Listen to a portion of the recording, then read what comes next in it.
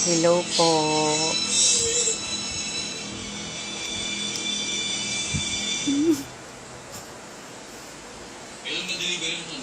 Gutom po ako. Kasi po wala po akong kasama ngayon dito sa bahay. Maingay lang. As may TV po. Ang pagkain ko po bawas na kasi nagutom po ako kanina habang nanonood po ako ng Forevermore. Wala pong forever. Ito po yung kakainin ko. Double Dutz. Double Dutz. Yun po. Double Dutz kake. Double Dutz cake po yun.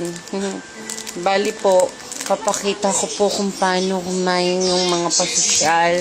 Alam po, nakakainis yung mga pasosyal ng mga babae. Nakakainis. Alam ba dito? Tuturo ko po sa inyo kung paano kumain. Yung sarap po, di ba? Itim tsaka white. Ang galing po, no? Hindi ko nga po alam paano niya napagdikit to. Ganito po kumain ng mga pasosyal. Ganun po, tapos didilaan. Kasi po nagda-diet yung mga pasosyal, gusto nila sexy. Kaya kailangan dampi-dampi lang.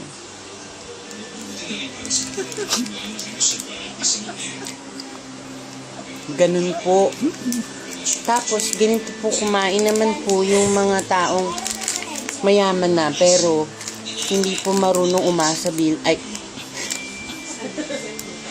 ganito po kumain yung mga mayayaman na, pero umaarte po sila na mahirap.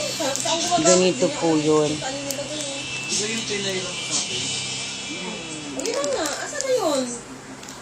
Hindi po nila kakainin talaga lahat kasi gusto nila may natitira pa.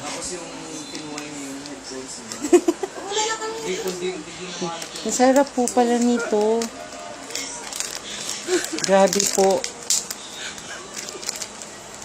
Goldilocks po pala gumawa nito. Expired na po pala. Okay lang kaya kumain ng expired? Okay lang. Ano tanggal? Ayoko na.